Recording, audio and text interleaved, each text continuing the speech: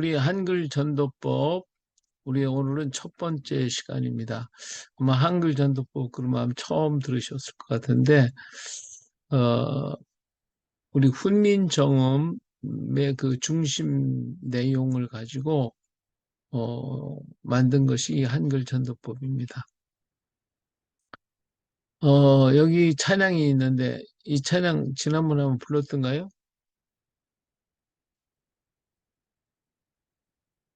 김 권사님 어떻게 이 찬양 아세요? 들어보신 적 있어요? 네. 마이크 꺼져 있어요. 그때 한 번 하셨는데 아직까지 못 한번 익혔습니다. 예, 한번 불러볼까요? 예. 이곳은 거룩한 땅이요. 우리는 거룩한 땅에 서 있다. 주께서 여기 계시며 주님이 계신 곳은 거룩하다. 우리 주를 갖다 예수님으로 바꿔서 부르겠어요? 이 손은 거룩한 손이요. 나에게 거룩한 손을 주셨다. 예수님 이 손을 통해 일하실 것이오니 이 손은 거룩하다매 이 몸은 거룩한 몸이요. 나에게 거룩한 몸을 주셨다. 예수님 이 몸을 통해 일하실 것이오니 이 몸은 거룩하다. 당신은 거룩한 몸이요. 당신께 거룩한 몸을 주셨다. 예수님 당신을 통해 일하고 계시오니 당신은 거룩하다. 할렐루야. 예, 예. 오늘 같이 들으시는 분들, 지금 늦게 들으신 분, 전성동님, 예, 감사하고요. 정창호 목사님 감사하고요. 전성동님도 목사님이신가요? 아, 네, 그렇습니다. 아, 예, 어디서 들으셨나요? 아, 예, 서울입니다. 예. 예, 감사합니다, 목사님. 예. 자, 오늘 여기 한글 전도법에 대해서 하고 있습니다. 자, 저희는 우리 손길 문화원에서 제공하고 있어요. 저희가 하는 것은 지금 손길 문화원을 하고 있습니다. 제가 있는 곳은 지금 진주고요. 전화번호가 여기 있어요. 010-8894-3529입니다. 끝머리가 9자입니다. 3529. 자, 우리 손길문화원에서 하는 일은 손길이라는 말은 하나님의 손길이라는 뜻이에요. 그래서 역사 속에서 일하시는 하나님의 손길을 찾아서 전하고 지금도 일하고 계시는 하나님을 전하는 것. 그것이 저희들이 하는 일입니다.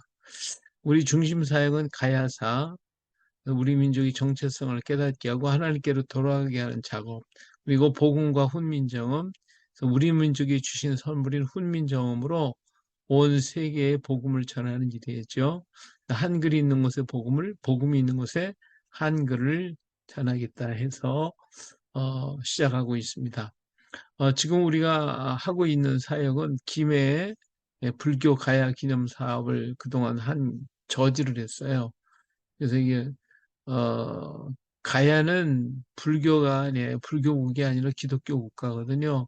근데 김해에서 가야를 불교국으로 만들어서 기념사업을 하려고 하는 것을 저지했어요. 그래서 가야 세미나 또 전국 또 외국에 다니면서 이 가야 세미나 그리고 한글 세미나를 하고 있고요. 그다음 사도 도마 성지 순례를 하고 있습니다. 1박 2일 코스, 2박 3일 코스 이렇게 하면서 지역을 다니면서 순례하고 그다음에 저녁에는 세미나를 이렇게 하고 있습니다. 제가 쓴 책으로 쓰는 사도도마 아시아교회, 이것이 이제 가야에 대한 얘기입니다. 그 다음에 복음과 훈민정음. 오늘 강의하는 것은 바로 이 책에서 나온 책입니다. 복음과 훈민정음에서 전도법을 하고 있습니다. 요 앞전에 쓴 책이 실용 한글이라고 한 성경으로 본 훈민정음이라는 책을 썼고요. 그 다음에 이제 요건 우리가 가야 심포지엄을 할 때 1세기 가야는 기독교 국가였다는 제목으로 2019년 4월 달에 세미나가 김해에서 있었습니다. 여러분들이 여기 탁지일 교수님, 윤사멜 목사님, 염동 목사님, 그리고 이경원 목사님, 조욱현 목사님 이런 분들이 다 이렇게 같이 세미나 그 자료집이에요. 그리고 이 선결문화원, 이것은 우리 문화원을 이렇게 소개하는 책이고 간단하게 가야에 대해서 소개를 하고 있습니다. 필요하신 분 연락 주시면 보내드릴 수 있습니다. 그 다음 루세 이야기, 제가 이제 성경 강의 가운데 쓴 책이 루세 이야기 책입니다. 기도해 주시기를 부탁을 드리겠습니다. 자, 그러면 이제 오늘부터 훈민정음에 대한 얘기를 서론적으로 말씀을 드리겠어요. 훈민정음은 뭐 모르시는 분이 없으니까 다 잘 아시지만은 지금까지 이 훈민정음이 어떻게 걸어왔는가. 여기는 그림은 다음에 한번 또 설명을 하도록 할게요. 예. 자, 훈민정음. 이 그림은 영릉에 있는 세종대왕 영정, 경기도 영릉에 있는 거예요. 거기에 있는 세종대왕의 정식 영정이에요. 훈민정음은 1443년 세종 25년에 창제가 됐어요. 다 만들어졌어요. 그래가지고 이 훈민정음을 만든 것을 가지고요. 3년 동안 집현전 학자들을 통해 가지고 그래서 사용하도록 했죠. 3년을 사용하고 난 다음에 28년 1446년에 10월 달에 반포를 하게 됐습니다. 음력으로 10월 달이기 때문에 사실은 11월 중에 정확한 날짜가 된 걸로 알고 있는데 근데 지금 10월 9일을 한글날로 정하고 있죠. 예. 자, 훈민정음을 이 훈민정음이 만들어진 것은요. 세종 10년에 시작이 됐어요. 예. 그래서 이 책이 가려져 버렸네. 잘못됐네. 네. 세종 10년에 훈민정음이 만들어지기 시작을 합니다. 그래서 세종 25년에 완성이 되었고 당시 집현전 학자들에 의해서 3년 동안을 시험적으로 사용하다가 3년 지나서 완벽한 것을 된 것을 확인한 다음에 세종대왕이 28년 10월 상달에 반포를 하였습니다. 그리고 한글이 반포된 후에 2년 후인 세종 30년에 승하하시죠. 그럼으로써 일생 동안을 훈민정음 제작에 헌신했다. 할 수가 있겠죠. 그리고 이것을 다 마치고 난 다음에 이것이 사용되어지는 것을 보고 돌아가셨어요. 그렇기 때문에 세종대왕은 여러 가지 참 한 일이 많으시지만 그러나 가장 중요한 것은 한글이었어요. 이 한글을 가지고 반포를 해서 사용되는 것을 보고 가셨다고 하는 것이죠. 자, 그러면 세종대왕은 과연 어떤 분이시기 때문에 이런 일을 하셨을까라고 하는 것입니다. 자, 세종대왕은 1397년에 나셔서 1450년에 가셨어요. 이분은 경천, 하나님, 하늘을 경천 애인의 정신, 경천 애인의 정신으로, 그리고 여기 좀 문제가 있어요. 경천 애인의 정신이고 애민 정신, 그리고 자주 정신을 가지신 그런 마음을 가지신 세 가지 경천 애인, 그다음 그 경천이 하늘이 이제 하늘을 존경하는 마음, 백성을 사랑하는 마음, 그리고 자립해야겠다고 하는 자주 정신을 가지신 그런 분이었어요. 자, 먼저 우리 경천의 정신은 우리 성경에 보면 레위기 12장 1절에부터 10절 가운데 있는 말씀, 이스라엘 자손에게 말하 이르라, 여인이 임신하여 남자를 낳으면 그는 이레 동안 부정하리니, 그랬죠. 그 여인은 아직도 33일을 지내야 산열이 깨끗하리니 정결하게 되는 기한이 차기 전에는 성물을 만지지도 말며 성소에 들어가지도 말 것이며, 여자를 낳으면 그런 2일 동안 부정하리니 산열이 깨끗해진 것이 66일이 지나야 하리라 그랬어요. 그러니까 성경 레위기에 아이를 출산했을 때에는 이렇게 남자가 나면 33일 동안을 몸을 정결케 해야 돼. 몸이 약하다 그 말이에요. 여자를 낳으면 66일 동안 몸을 이렇게 좀 쉬어줘야 그 몸이 정상으로 돌아간다는 것이죠. 그것이 이제 성경에 얘기하고 있는 거예요. 그런데 세종대왕은요, 이렇게 비록 종이지만 여종이 아이를 베어서 산sak에 임한 자와 산후 100일 안에 있는 자는 사역을 시키지 말라 하면 일찍이 법으로 세웠으나 그 남편에게는 전혀 휴가를 주지 아니하고 그 전대로 구실을 하게 하여 산모를 구할 수 없게 되니 한갓 부부가 서로 구원하는 뜻에 어긋날 뿐 아니라 이 때문에 혹 목숨을 잃는 일까지 있어 진실로 가였다 할 것이다. 이제부터 그 사역인 아내가 아이를 낳으면 남편도 만 30일 뒤에 구실을 하게 하라. 그래서 세종대왕이요 최초로 우리나라에서 육아 휴직을 하게 만들었어요. 이 종들한테도. 그래서 그 여자는 아기를 낳고 난 다음에는 100일 동안에 일을 시키지 말라고 그래요. 100일 동안 휴가를 줬어요. 그리고 남편한테도 30일 동안 휴가를 줘서 이렇게 돌보도록 만든, 그러니까 우리나라의 최초로 정말 이런 육아휴직을 만드신 분이 세종대왕이셨다. 이것이 바로 하늘을 생각하는 마음으로 만드셨다. 이렇게 말할 수가 있겠죠.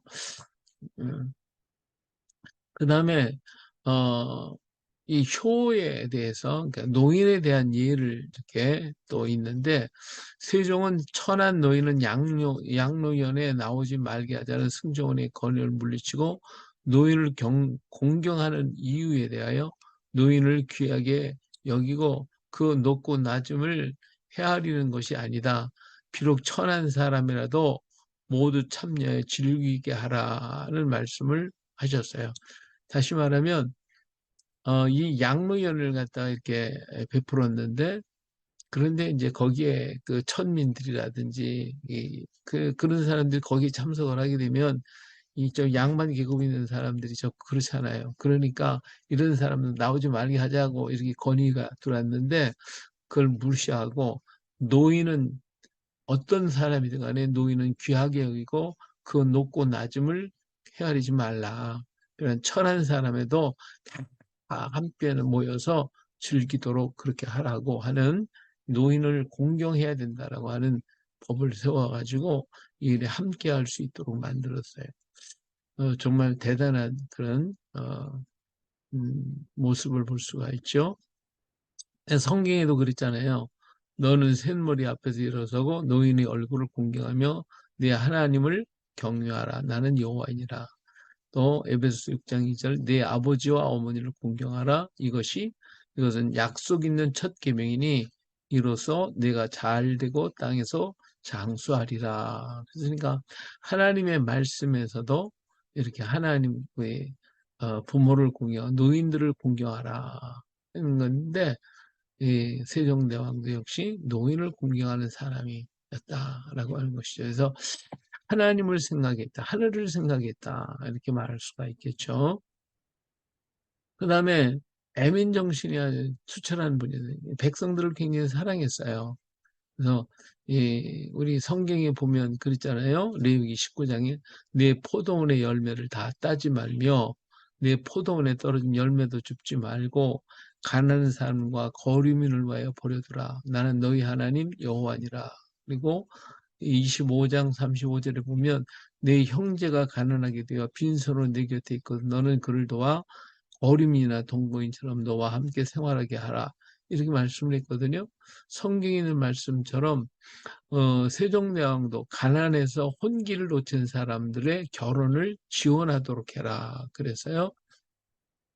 그래서 혼기를 놓친 자를 참 안타깝게 생겨서 그 친척들로 하여금 이렇게 잘 도울 수 있도록 했고 만일에 친척이 도울 수 있는 그런 힘이 안 된다면 관청에서 관청에서 그를 결혼할 수 있도록 지원을 해줘라 해가지고 관청에 있는 곡식들을 이렇게 주고 관청에서 옷 같은 거 이렇게 해서 입도록 만들어 가지고 그것을 입고 결혼식을 하도록 그렇게 만들어 주신 것이 바로 이 혼기를 놓친 사람들을 위한 결혼을 지원하도록 만들어 주신 이런 특별한 백성을 사랑하는 마음이 정말 차고 넘쳤던 분이 바로 세종대왕이었다 하는 것을 알 수가 있습니다. 예, 그리고 세종대왕은 특별하게 음률과 음운학에 뛰어나셨던 분이에요. 그래서 궁중음악과 악기를 만들었고 기본음, 우리 도레미솔 할 때 그 기본음 도의 기본음을 만들어서 그 음에 맞춰서 할 수 있도록 만드신 분이시고 참 음률을 이렇게 만들어서 음악을 이렇게 정제하신 분이시기도 하고 그리고 우리 가장 귀중한 훈민정음을 펴내신 분이시 바로 세종대왕이셨다라고 하는 것이죠. 이렇게 이외에도 뭐 엄청나게 많은 일을 하셨죠. 대단하신 분이 우리 세종대왕이시다 하는 걸 우리가 알 수가 있습니다. 자, 우리 훈민정음 서문 잘 아시죠? 국제어미요 중국하의 여문자와 부상미통일세 고우민이 하는 이거 우리 전부 다 옛날에 다 학교에서 공부했어요. 자, 이 말을 보면 우리나라 말이 중국과 달라 한자와는 서로 잘 통하지 아니한다. 이런 까닭 어리석은 백성을 말하고자 하는 바가 있어도 마침내 제 뜻을 펴지 못하는 사람이 많다. 내가 이것을 가엾게 생각하여 새로 28글자를 만드니 모든 사람들로 하여금 쉬이 익혀서 날마다 쓰는데 편하게 하고자 할 뜸이라고 이렇게 예의분에서 얘기를 했죠. 자, 어리석은 백성은 천민, 천한 백성인데 그를 모르니 삶의 길을 모르고 도리를 알지 못한다는 거예요.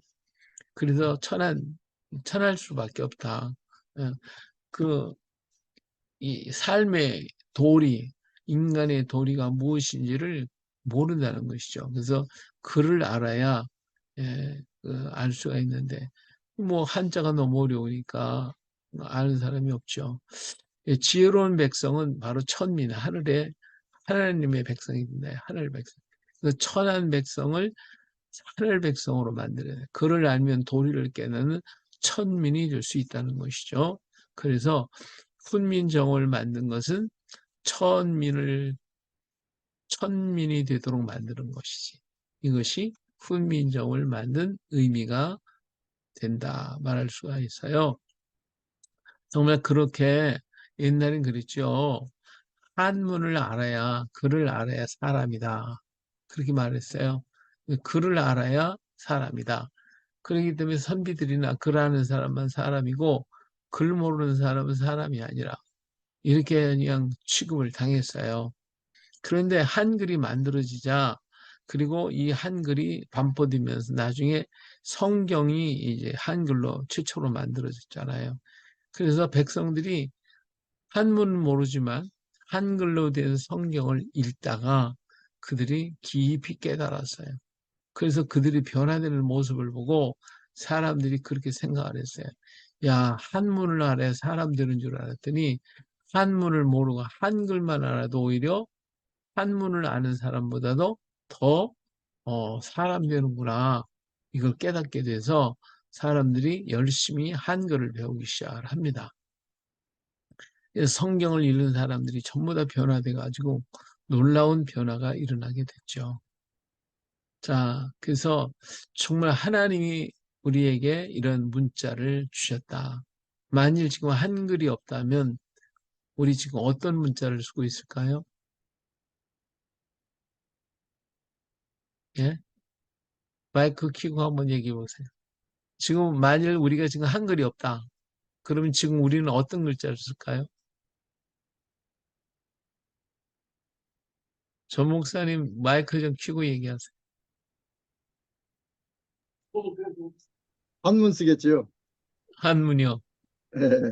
예. 예. 어, 또요.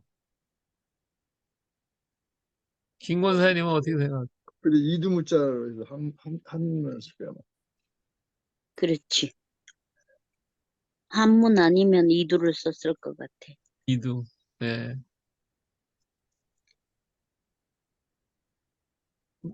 근데 제 생각은요. 일본말 썼어요. 일본 글자 썼어요. 어, 왜 그랬을까요? 36년 동안 일본 글자 배웠잖아요. 그죠? 그리고 해방됐잖아요. 그래도 다시 한문을 또 배운다? 한문이 더 일본 글자보다 더 어려우니까 안 배웠을 것 같고. 오히려 일본 글자를 많이 배웠으니까, 학생들 다 배웠으니까, 그걸 그대로 쓰고 있지 않았을까. 그렇게 생각이 들어요. 그렇지, 그렇지. 어떻게 생각하세요? 그렇게 생각할 수도 있겠지요. 그러나 이제 대부분이 한문을 쭉 써왔기 때문에 일본도 실은 한문을 혼용하니까 예. 예, 물론 그렇잖아요. 그렇긴 해요. 하여튼, 어떤 글자를 섞어간에 우리가 그렇다면 얼마나 비극적이겠어요. 그렇죠? 근데 한글이 있기 때문에 일본글 버리고 한문 버리고 그리고 훈민정 한글을 우리가 쓰게 됐다는 것이 이게 얼마나 큰 축복인지 말로 다 할 수가 없죠. 정말 귀한 축복이죠. 그래서 근데 이 한문도 사실은 우리 조상들이 만든 글자예요. 중국이 만든 게 아니라 우리 조상들이 만든 글자거든요. 그래서 이 한문 속에는요, 우리 조상이 원래 천손민족이잖아요. 천손민족이기 때문에 하나님께로부터 받은 그 역사를 글자에 담아가지고 그래서 그 역사를 갖다가 그 글자 속에 들어가 있어요.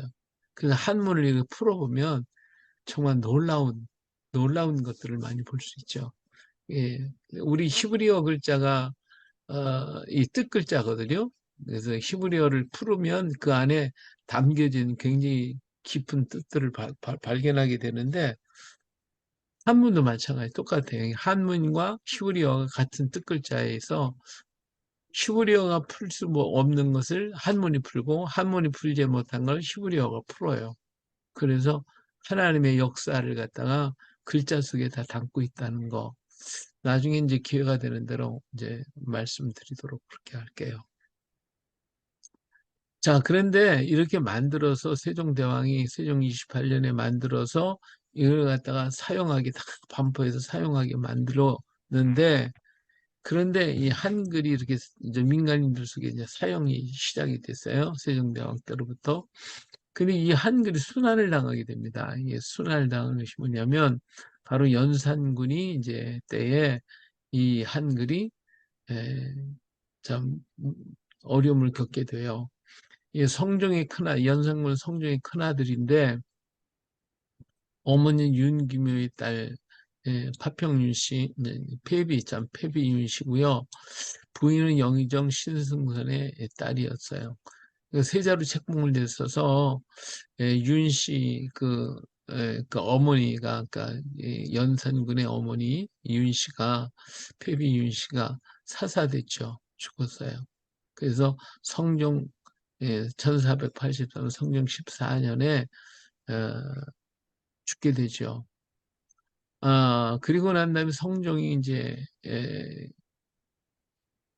승하고 난 다음에 1494년에 이제 왕이 된 사람이 영상군입니다.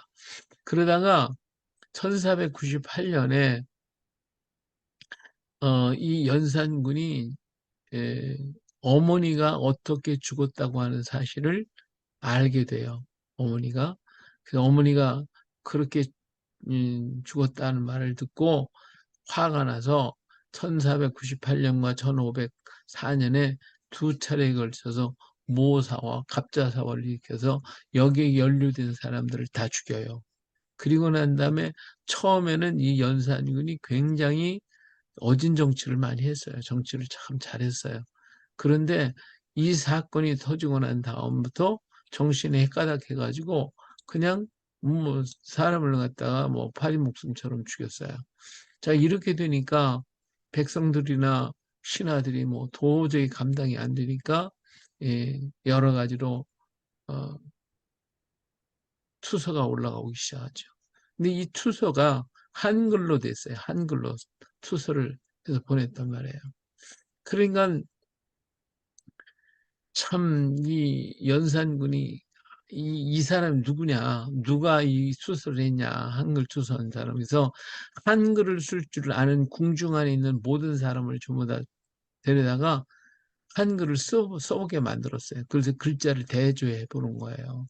그래서 찾지 못하니까 한양성 안에 있는 사람들까지도 다 그냥 갖다가 잡아다가 한글을 쓰는 사람들 전부 다 잡아다가 한글을 써보게 만들었어요.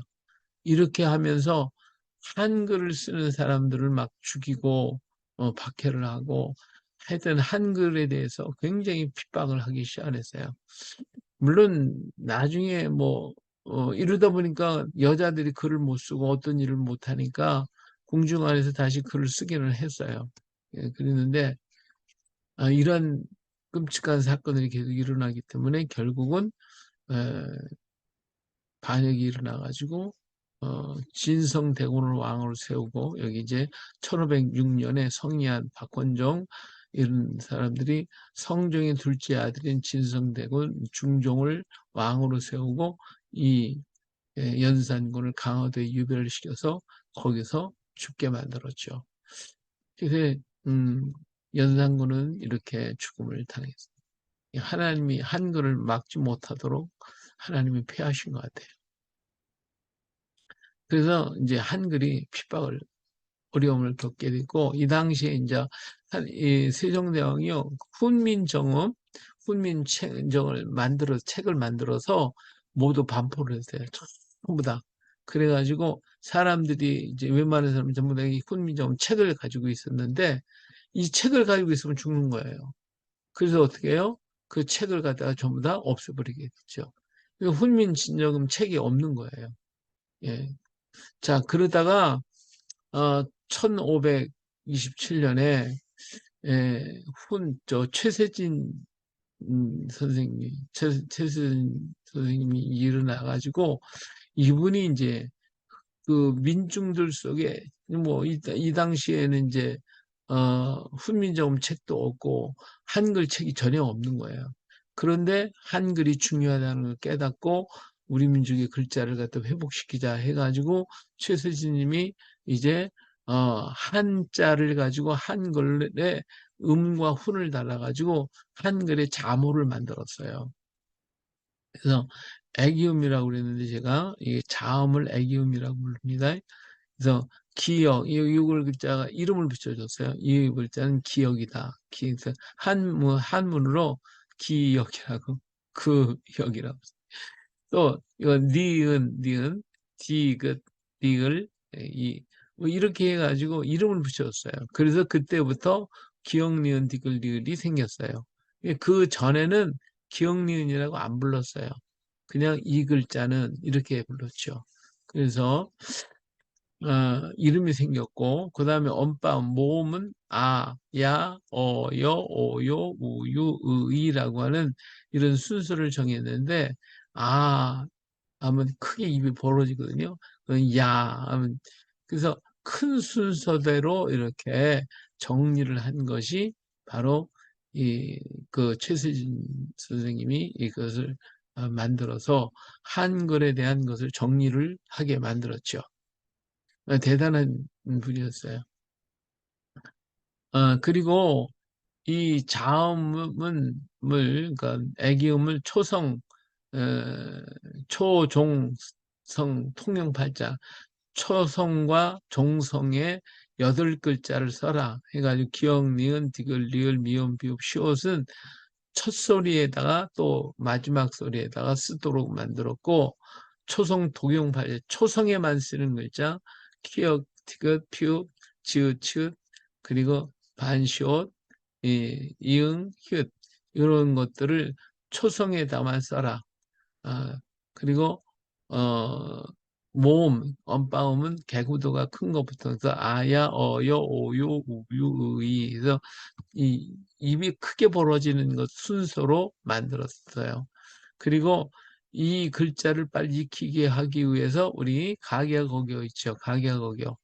그거 알죠? 그 가계거교 이 도표 여기 있는 이 반절표를 이거 만드는 분이 바로 최세진 선생님이에요. 이분이 만들어서 학생 어린아이들한테 가계야 거기요 고교 그거 다 외우게 만들어가지고 그래서 한글을 익히도록 만들었죠. 그런데 사실은 이런 것들이 훈민정음의 내용하고는 많이 차이가 져요. 많이 차이져요. 그래서 해르병만 다른 것이지만 지금까지도 현대까지도 이 반절표를 갖다가 사용하고 있고 초등학교 들어가기 전에 유치원 아이들한테도 지금 이거 다 가르치고 있잖아요. 이렇게 하고 있는 굉장히 큰 일을 하신 분입니다. 자, 그런데 이렇게 한글이 또 이제 살아서 움직일 만한데, 이제 많이 백성들 속에 사용이 되었는데, 이 또 한글을 갖다가 왜곡해가지고 한글 교육을 참 문제가 만들게 한 것이 뭐냐면, 일본인 학자예요. 일본 고쿠라 신페이라고 하는 사람이에요. 이분이 대단한 한글학자입니다. 굉장한 한글학자예요. 일본에서 최초의 한글을 연구하신 분이 이분인데 이분이 한글에 대해서 공부한 건 참 좋은데 이런 분들이 결국은 일본 문법화를 시켰어요. 우리나라 글자를 일본화 시켜버렸어요. 그리고 나중에는 이제 우리 역사까지 다 만들었는데 이 고쿠라 신베이라고 하는 분은 어떤 사상을 가지신 분이냐면 우수한 문화를 가진 언어가 문화적으로 뒤처진 민족 속에 저절로 흘러들어가는 것이 자연 상태라는 역사관을 가진 학자예요. 그러니까 일본은 우수한 문화를 가졌고 조선은 뒤처진 문화를 가졌다 인 거죠. 그러니까 일본의 문화가 조선 속에 들어가게 된 것이 이게 자연 상태적인 것이다 이런 생각을 해서 우리 한글 같은 거 이런 문화 이런 건 저질적인 것이고 그리고 일본의 모든 글자 일본의 문화는 아주 높은 것이다. 좀 우수한 것이다. 이렇게 주창을 하고 그 일을 앞장서서 하신 한 사람이 이제 이 고쿠라 신페이라는 사람입니다. 이 사람은 이제 1910년에 우리나라에 와요. 그래가지고 1927년에 향가와 이두에 대한 연구를 해서 문학 박사 학위를 받은 사람이에요. 그래서 이분이 쓴 책이에요. 조선어 학사. 그래서 여러 가지를 다 만들었죠.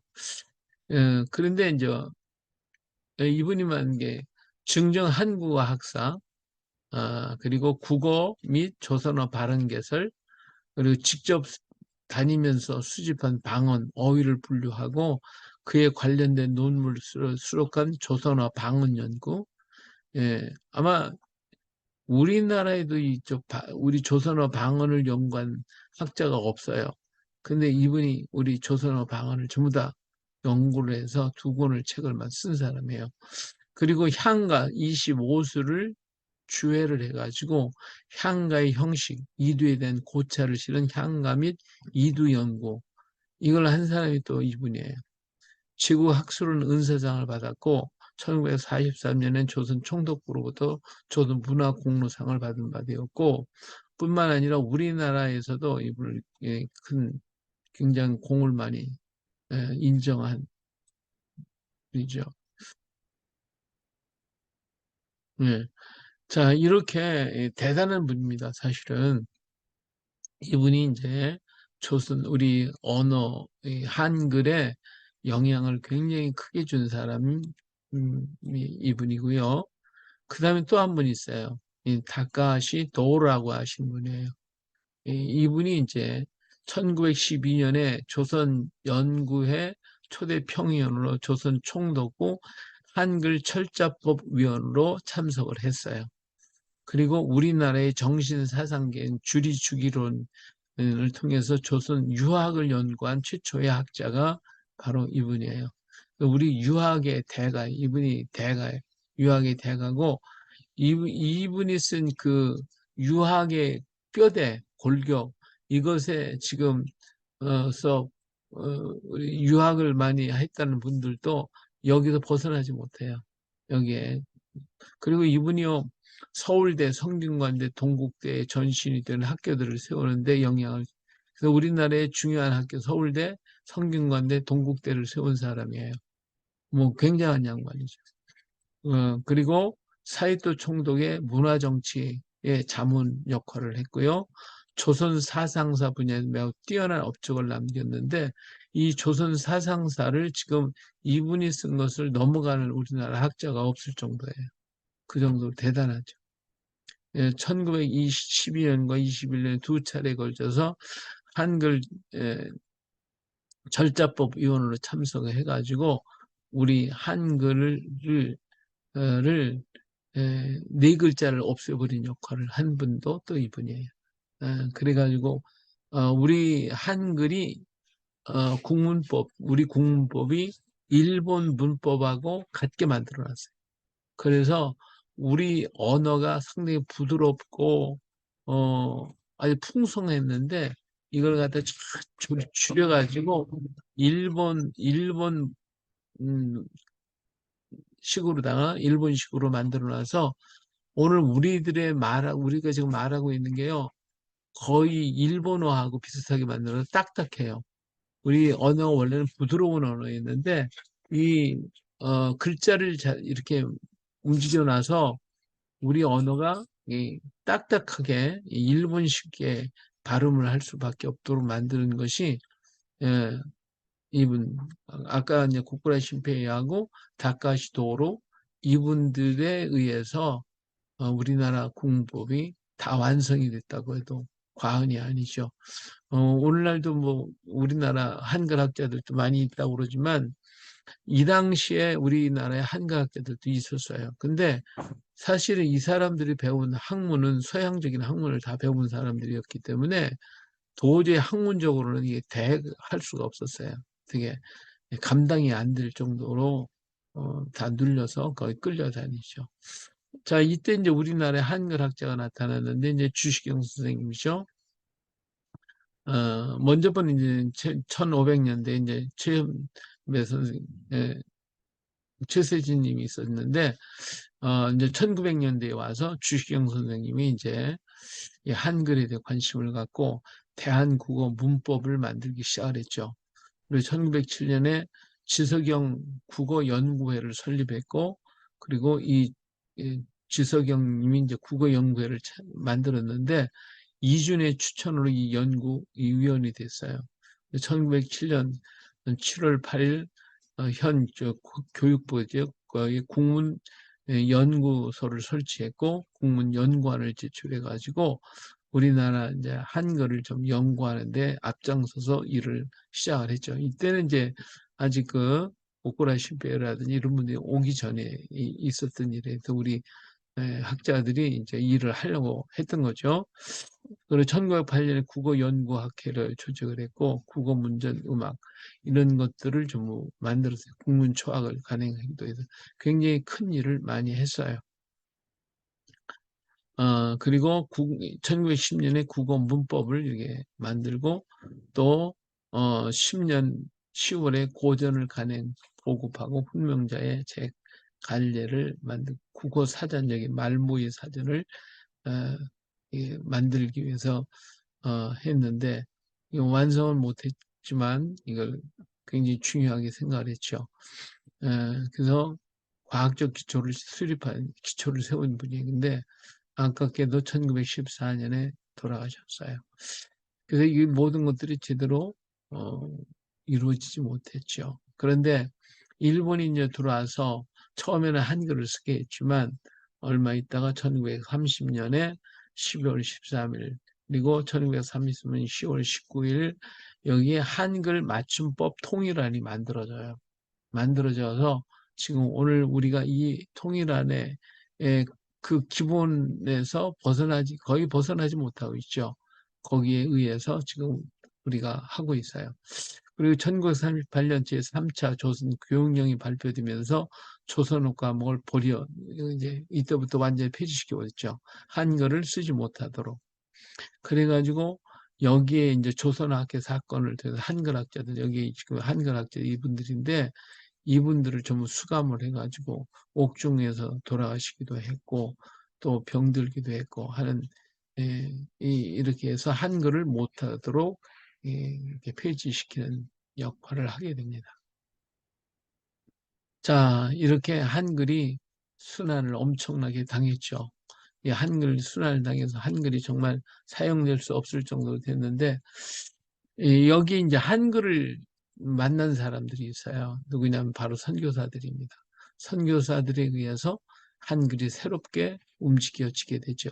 제일 먼저 한글을 만든 사람은 로스 선교사예요. 로스 선교인데 이분이 1872년 8월 23일 스코틀랜드 연합 장로교회에서 중국 상해에 선교사로 오게 되죠.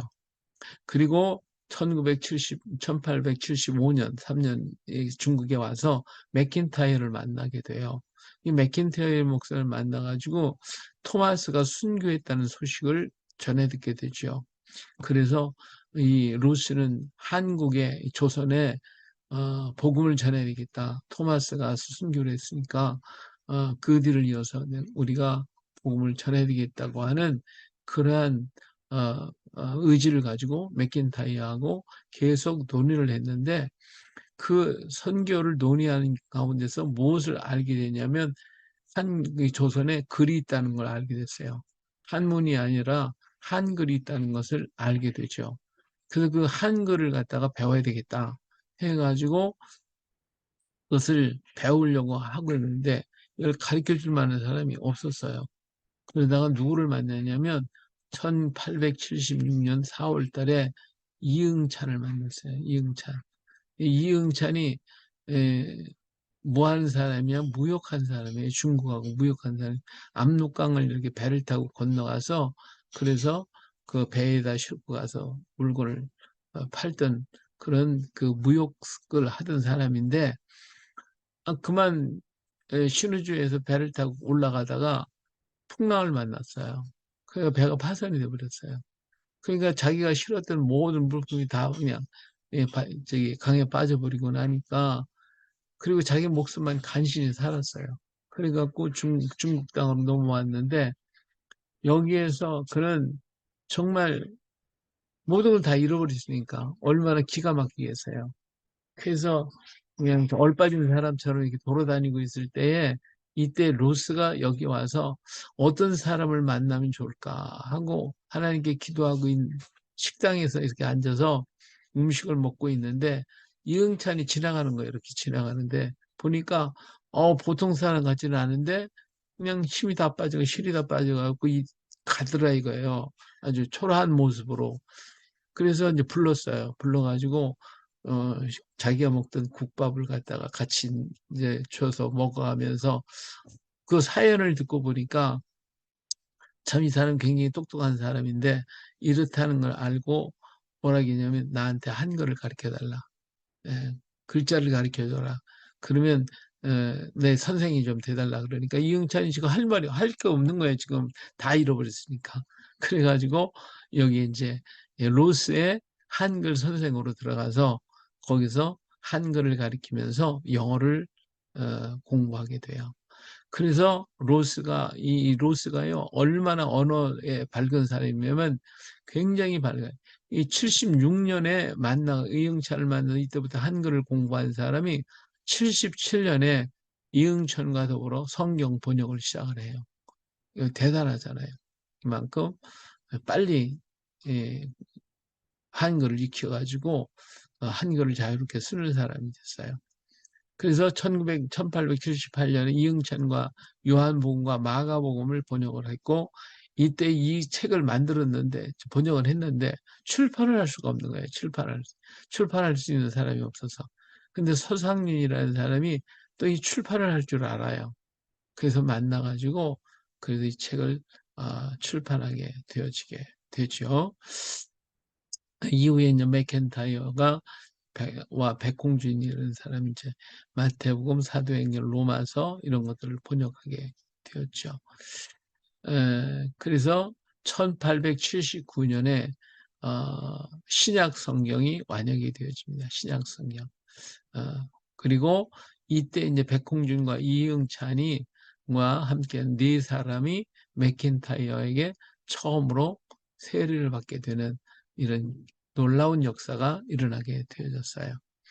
1881년 10월 때 로스는 심양 문광서원을 창설하고 최초의 한글 기독교 문서인 예수성경 문답과 예수성경 요령을 출간을 했고요. 그 다음에 로스와 한국인 번역자들이 심양 문광서원의 최초로 한글 성경 예수성경 누가복음 전서를 만들어서 이걸 갖다 전해주고 요한복음을 만들어서 또 이렇게 나눠주는 이런 일들을 했어요.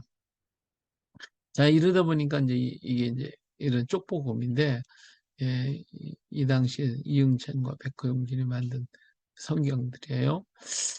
이렇게 해가지고 막 처음에는 나눠줬는데, 나중에 사람들이 보니까 이거 그냥 공부도 안 하고 그냥 찢어가지고 막 써버리 버리더라 이거예요. 그래서 그 다음부터 이제 팔게 되죠. 팔게 되서 이런 사람을 권서인이라 그러죠. 권서인. 이 서상윤이 영국 성서 공회의 한국 최초의 권서인으로서 한국에 파송을 받게 되어지고, 그래서 서상윤이 이 당시에 이제 조선에는 굉장히 핍박이 있었기 때문에 책을 가지고 들어올 수가 없었어요.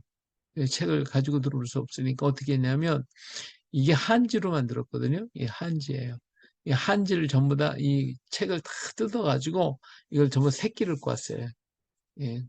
그 노끈을 만들어가지고 이걸 가지고 노끈을 만들어 뭐를 했냐면 지게의 밀빵끈 있잖아요.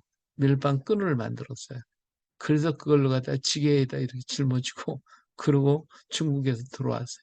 그래가지고 저 설매에 와가지고 자기 고향이 설매인데 거기 와서 그걸 또 일일이 다 펴가지고 그 책을 다시 엮어서 그래서 교회를 만들게 된 게 그것이 이제 설매교회가 우리나라 최초의 설매교회가 되고 거기서 성경을 읽고 그 사람들이 변화되는 역사가 일어났죠.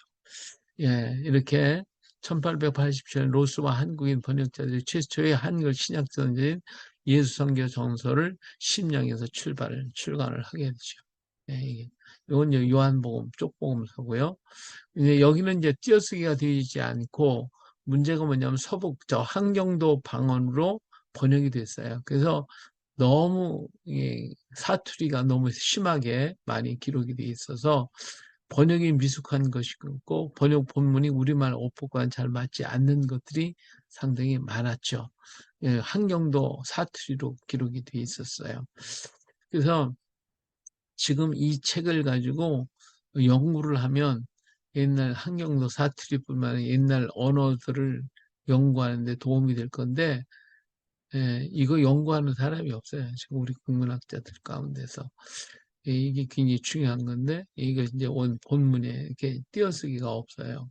이게 마태복음 제1장에, 이게, 이게 암나함의 자손, 암나함의 자손, 다윗의 후예, 이렇게 나오죠. 이게 읽기가 굉장히 어려운데, 그래서 이렇게 번역을 해요. 자, 그리고 로스가요, 얼마나 한글을 사랑했는지, 로스가 처음으로 한글 띄어쓰기를 시작을 했어요. 여기 보세요. 이게 로스가 쓴 책인데, 이 책을 보니까, 이렇게, 어, 이게 무슨 말인지 아시겠어요? 김 권사님 한번 읽어볼래요? 마이크 켜고 한번 읽어봐요. 이 주말 보이고자 한다. 내 이게, 나를 섬긴 이게 무슨 말이에요?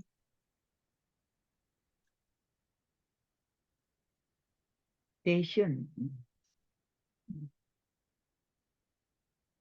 또요. 내 여기는요. 나를 선생 대접하갔더니 내가 나를 선생 대접입니까?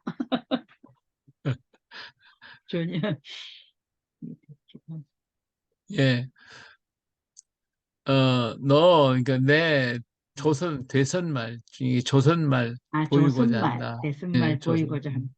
음, 너는 나를 선생 대접하겠니? 그러니까 음, 내 대접하올리다. 예. 음, 얼마나 주겠습니까? 내가 얼마 당신한테 예, 주겠습니다. 선생할 테니까 얼마나 주겠냐? 한 달에 농량 주겠다. 그랬는데, 이런 얘기예요. 좋은 선생은 밥맛이 된다. 예, 그래서 그 대선말 책이 보이. 지금 음, 요 책을 제가 가지고 있는데, 책 있습니까? 참 이렇게 처음으로 이게 띄어쓰기를 했어요. 그렇습니다. 대단한 거죠. 이게 로스가 이렇게 한글을 너무너무 사랑했고요. 그래서 그가 나중에 아니요. 본문에다 보고하기를 뭐라 했냐면, 한글 자문은 아름다운 음성 문자로 너무나 간단해서 모든 남녀노소가 읽을 수 있다. 소리 글자이므로 한글로 인쇄된 어떤 책이든 자문만 배우면 읽을 수 있다라고 얘기를 해줬어요. 예, 이 정도로 한글을 굉장히 연구를 많이 한 사람. 성경을 한글로 매서인을 통해서 한글이 전파되기 시작했고요. 교회를 통해서 전파됐고 선교사들이 한글을 보급하는데 앞장을 서기 시작을 했어요. 그래가지고 이 사람들이 매서인들이 이제 책을 갖다 팔 때 사람들이 이 글을 몰라도 책을 가지고 있다는 게 귀하거든요. 그래서 책을 사고는 싶은데 글을 모르잖아요. 이 글을 모르니까 이 매서인들이 밤새도록 그 한글을 가르쳐 줘요. 한글을 가르쳐 주고 읽을 줄만 알면 되는 거예요. 왜냐하면 말이니까. 말은 하는 거잖아요. 그러니까 글자 읽기만 하면 되는 거예요. 그 책을 갖다가 팔면서 그 책에 글자를 밤새도록 그냥 매서인들이 가르쳐 주고 책을 팔고 그리고 전도를 했어요. 그러면 그 글자를 배운 사람은 글을 읽으니까 읽으시는 거예요. 읽으시는 거예요. 그래서 사람들이 이런 마음을 가지고 책을 사고 그리고 글을 배우게 해서 선교사들에 의해서 이렇게 한글이 전파되기 시작했고 교회를 통해서 발표되기 시작했어요. 자, 그런가 하면 한편 일본에서 성경 번역의 운동이 일어났어요. 1882년 이수정이라는 사람이 일본 수신사로 갔어요. 근데 이수정이라는 사람은 이모군란 때 민비를 구한 사람이에요. 그래서 이 민비를 구한 것 때문에 어, 에, 그 공로가 인정받아가지고 일본에 수신사로 갈 때 같이 가게 됐는데 이때 그 안종수라고 하는 친구가 이제 예수교를 믿었어요. 예수를 믿었단 말이에요. 그러니까 사람들이 예수교 그 당시 뭐 사교다 해가지고 굉장히 핍박을 받은 때였는데 이 안종수가 수신사로 가는 이수정에게 예수교는 사교가 아니라네. 산상수훈만 봐도 평등주의 사상이 있지 않은가. 인간은 모두 하나님 앞에 피조물이고 형제라는 거야. 하면서 이 교회 이제 말씀에 대해서 계속 얘기를 해줬어요. 이것을 들은 이수정은 일본으로 건너가서 그 당시 농학자인 치타젠 박사를 방문하게 됩니다.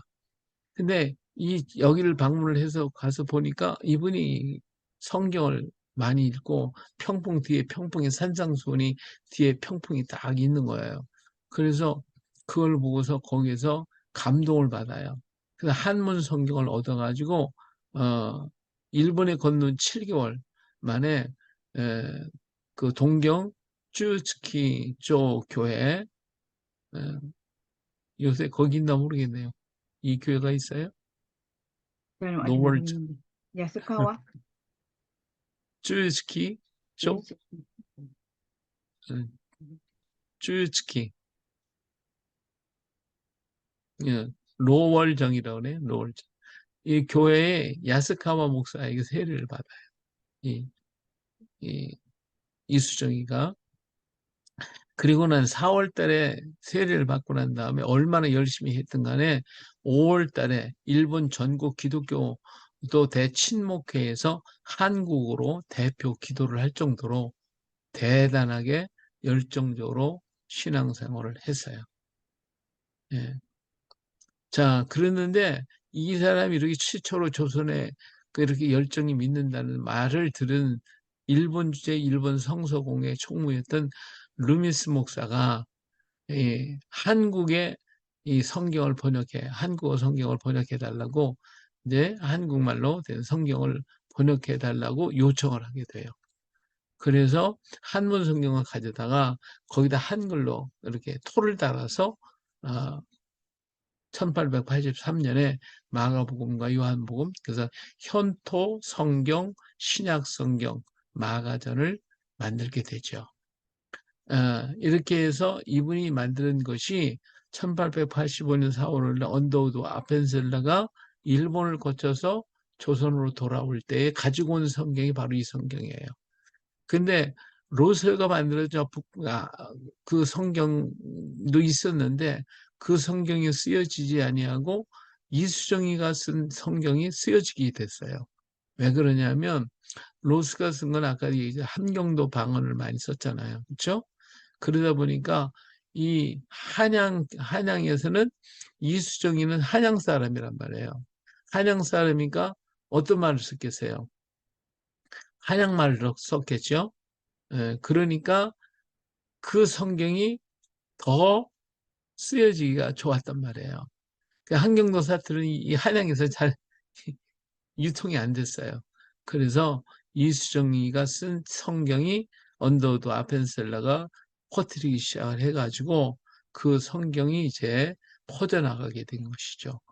이제 이렇게 해서 1890년대에 찬송가가 22만 5천 권, 한글 성경이 1808만 권이 보급이 될 수 있었고 이외에 각종 기독교 문서, 교회학교 교재, 기독교 신문, 잡지 등 이 한글로 전부 다 번역된 한글이 막 퍼져나가기 시작해서 사람들은 교회를 다니는 사람은 다 한글을 배웁니다. 다 한글.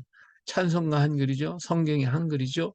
그 한글이 막 보급이 돼서 모두가 다 한글을 이제 배우게 됐고 교회에서는 오는 사람들 글을 모르니까 그 사람들 한글 가르쳐주고 찬송가를 손가락으로 짚어가면서 찬송을 부르다 보니까 자연스럽게 한글을 익히게 됐고 이렇게 해서 우리나라 한글이 막 급격하게 퍼져나가기 시작을 하죠. 그래서 이광수는 이런 얘기를 했어요. 야소교가 조선에 준 은혜라는 말을 듣고 아마 조선글과 조선말이 진정한 의미로 고상한 사상을 담은 그릇 때문 성경 번역이 시초일 것이요. 만일 후일에 조선 문학이 건설된다 하면 그 문학사의 제1면에 신구약의 번역이 기록될 것이외다. 이 한글이 퍼져나간 가장 중요한 역할을 한 것이 바로 기독교였다. 그리고 성경이었다. 근데 지금 뭐 그렇게 얘기합니까? 안 하지. 예, 이건 싹 빼놓고 하지. 근데 이광수는 그런 얘기까지 했어요. 그래서 한글은 하나님 우리 민족에게 복음을 주시기 위해서 먼저 만들어 주신 선물이 바로 한글이다. 한글로 우리 민족은 예수님을 알았고 구원을 받았고 복을 받고 이제 세계에 선교사를 보낸 나라가 됐으니까 이 한글이 얼마나 귀한 하나님이 복음을 위해서 준비한 글이 아니냐 그렇게 말할 수가 있겠죠. 예. 그래서 이 창제한 그러면 훈민정음을 창제한 이유가 뭐냐? 우리 한글을 창제한 것에 대해서 어, 한번 들어본 적 있으세요? 창제한 이유 아시는 분이요? 우리 전 목사님 아, 어떻게 예. 생각하세요? 뭐 세종대왕이 말씀하신 것 같이 사람 뭐 백성들이 자기 표현을 할 수가 없고 글자가 있기 때문에 어렵고 또 중국어나 이제 일본 글자를 쓰니까 서로 의사소통이 안 되니까 의사소통을 하기 위해서 하신 거 아닐까요? 예. 또 다른 의견 가지고 계신 분 있어요? 구혜숙님 마이크 켜고요.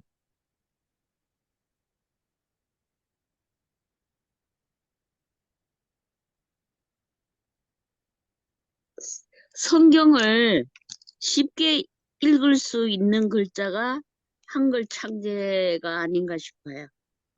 그때는 그전에는 그건 몰랐고요. 예. 예, 그 전에 이제 있었던 사건이니까 세종대왕은요. 1400년대니까 성경이 예, 우리나라에 들어온 건 1800년이니까 어, 그러니까 창제한 이유는 우리 이제 아까 국제어미요 중국화야 하는 얘기 그 생각만 두성은 백성. 하죠. 예. 예, 김 권사님 어떻게 생각하세요? 예. 음. 강제 이유는 그 한문이 어려우니까 어려서 하는 그 만드신 그 뜻 아니실까요? 전 역사를 별로 공부를 안 해가지고. 그러니까 예. 소통. 음. 예. 우리 김경옥님 어디서 들으셨나요?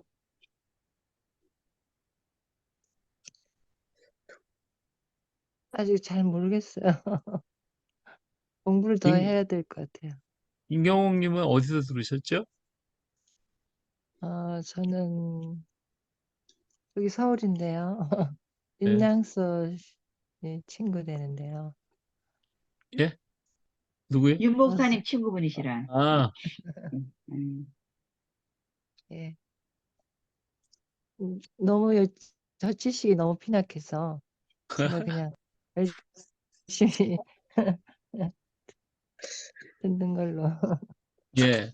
예, 우리가 보통으로 예, 학교에서 공부를. 가르칠 때는 그 이제 뭐 우리말이 중국과 달라서 뭐 있다 이런 거 그다음에 네, 백성들이 글을 모르니까 네, 자기 의사 말하고자 싶은 것도 표현하지 못하지 않냐 이렇게 생각을 해요. 그래서 만들었다. 그건 우리가 그 정음에서 이제 서문에 나와 있는 그 얘기만 우리가 알고 있지 그 전에 더 깊은 뜻은 누구도 말해주는 사람이 없어서 몰라요.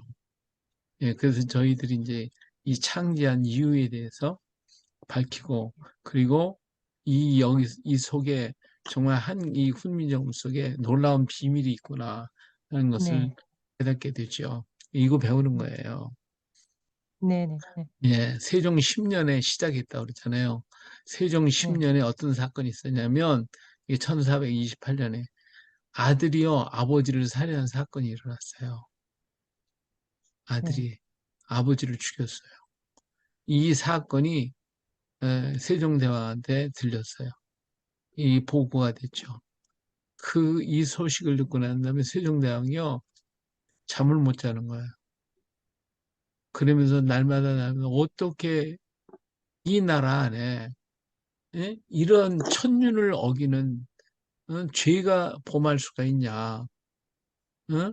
어떻게 이런 일이 일어날 수가 있냐? 그래서 학자들을 불러다가 도대체 이런 일이 왜 일어났냐고, 이런 일이 다시는 못 일어나게 만들으라고 막 날마다 꾸짖는 거예요. 날마다. 학자들이 그 길을 만들어내니까 어떻게 만들어요? 뭘로 만들어요? 어떻게 이런 사건을? 그냥 학자들은 완전 전전긍긍이죠. 뭐 근데 그냥 세종대왕은 식음을 전폐하고 정말 이 안타까워가지고 날마다 그냥 못 살게 구는 거예요. 그렇지만 해결 방법을 찾지를 못했어요. 그래서 이 통한이 여긴 임금님은요, 이들을 교화시키기 위해서 교화해서 하늘 백성이 되게 만들어야 되겠다. 하늘 백성을 만들어야겠다. 그래서 그 방법이 뭐냐? 연구하다가 직접 설순에게 그림을 그려라. 그림을 그려가지고 백성들을 그 동서고금을 막론하고 좋은 일을 한 사람들의 행적을 그림을 그려가지고 이걸 가져서 가르쳐줘라 해서 만든 책이 뭐냐면 삼강행실도라는 책이에요. 이게 바로 이 책이에요. 삼강행실도. 그래서 이 책을 만들었는데 문제는 뭐냐면 이 그림을 다 그렸어요. 그림을 그려놨는데 이걸 해설해야 하잖아요.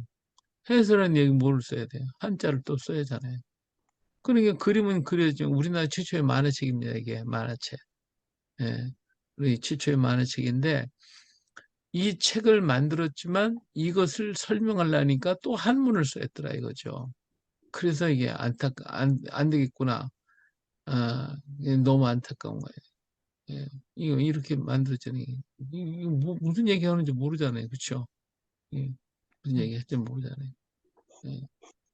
그래서 삼강행실도에 자, 이런 얘기가 있어요. 자, 여기가 이제 원각이라고 하는 이 원각 경부라고 이렇게 써 있어요. 그렇죠? 이 원각에 대한 얘기인데 원각이가 그 아비를 요건 지금 한글로 돼 있죠. 이것은 성종 12년에 이때 이제 한글이 많이 쓰여질 때니까 근데 한글로 번역을 했어요. 이게 한문으로 되어 있는 건데 한글로 번역한 삼강행시도에 이 얘기 잘 알죠? 할아버지가 병이 들었어요.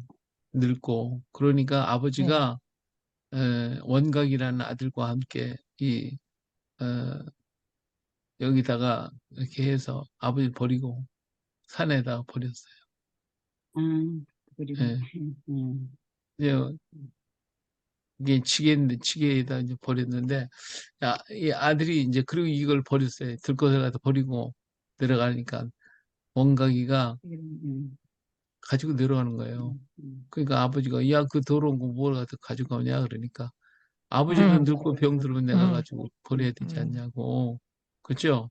예. 이렇게 했어요. 그랬더니 아버지가 놀래가지고 다시 할아버지를 모시고 집에 와가지고 잘 봉양을 해가지고 그 돌아가실 때까지 이렇게 모셨다 하는 얘기예요.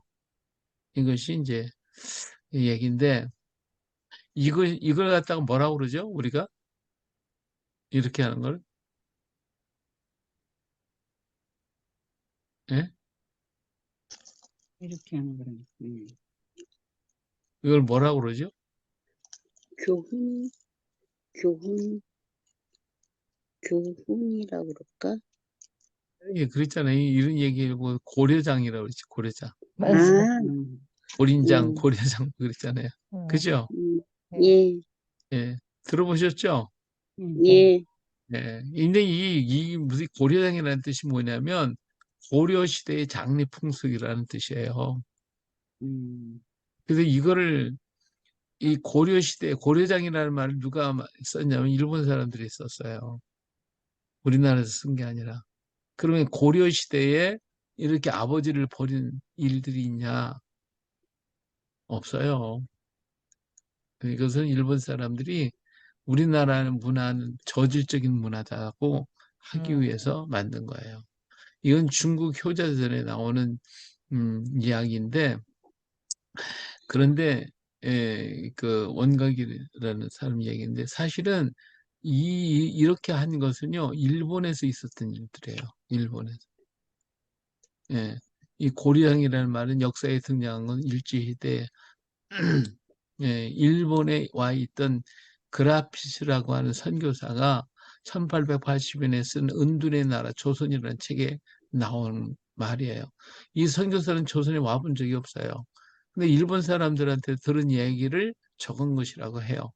이 이야기는 1919년 평양 보통학교 교사를 지냈던 일본 묘아다마라는 사람이 쓴 조선의 전설에서 비롯되었으며 1924년에 조선 총독부가 조선 동아집에 불효식자 곧 부모를 버리는 사내라는 제목으로 고려장 얘기를 실어서 조선이 늙은 부모를 산채로 내다 버리고 사는 부도덕한 미개한 국가라는 것을 노골적으로 표현하는 것이에요. 그 이후에 고려장 이야기가 국내외적으로 널리 퍼지게 됐다라고 하는 것이죠. 근데 사실은 그게 아니다 그거예요. 예, 여기에 대한 얘기는 사실 일본에 이 이야기가 나왔는데 일본에서 있었던 일도 이런 일이 있었고 중국에서 있었던 일도 있었는데 우리 고려 시대에는 부모한테 잘못한 사람은 효차리로다가 종아리를 때렸고 부모를 갖다 학대한 사람들은 에, 저기 볼기를 맞았어요. 그렇기 때문에 부모를 굉장히 섬기고 버린 적이 한 번도 없어요. 그래서 중국이나 다른 나라에서 저 동방의 한 나라는 예의가 바른 나라가 있는데 그 나라에 가서 내가 살고 싶다 할 정도로 우리는 고려장이라는 풍습이 없었습니다. 그런데 일본 사람들이 이걸 가지고 해서 뭘 했느냐? 그걸 가지고 우리나라 무덤을 다 파헤쳤어요. 그래서 우리나라의 가야 시대에 그 무덤들이 다 도굴이 됐는데 얼만큼 많은 것을 가져가냐면 여기 창녕 같은 데에서만 해도 그 무덤에서 나온 물품이 그 기차 차량 10량씩이나 가져갔다고 그래요. 근데 그런 한 군데가 아니라 여러 군데서 그 정도로 많이 가져갔으니까 얼만큼 많이 풀었는가 알 수 있잖아요. 그런 일을 했어요. 그래서 이 고려장이라는 말이 나와서 여기에 묻힌 사람은 부모를 갖다가 버린 사람이다 해가지고 그런 일을 했다고 그런 거죠. 안타까운 일이 아닐 수가 없어요. 자, 이 삼강 행실도에 호도를 입은 민순에 대한 얘기도 있는데 그냥 넘어가도록. 자, 그래서 이렇게 정말 아버지를 살해한 사건으로 말미암아 정말 세종대왕은 안타까워서 이들을 어떻게 하면 교육해서 하늘 백성으로 만들 것인가 해서 만든 것이 하다 안 되니까 이제 훈민정음을 만들었어요. 그래서 훈민의 의미를 보니까 이 훈이라고 하는 글자가요, 말씀원에 내천자를 썼어요. 말씀을 냇물처럼 흐르게 하라는 것이죠. 그 다시 말하면 대대로 전해서 간직하고 살게 하라는 의미예요. 근데 가르칠 훈자가 있는 가르칠 교자가 있어요. 지금은 교사라고 쓰잖아요. 교사. 여기 교자가 있는데 요 가르칠 교자고 가르칠 훈자고의 차이가 뭐냐면 가르칠 교자는요. 한번 가르치는 거로 끝나요. 가르치는 거예요, 그냥. 그런데 이 책임이 없어요. 이 훈이라고 하는 것은 그대로 본받아야 돼요. 그대로 똑같이. 그게 옛날에 훈장이라고 그랬죠.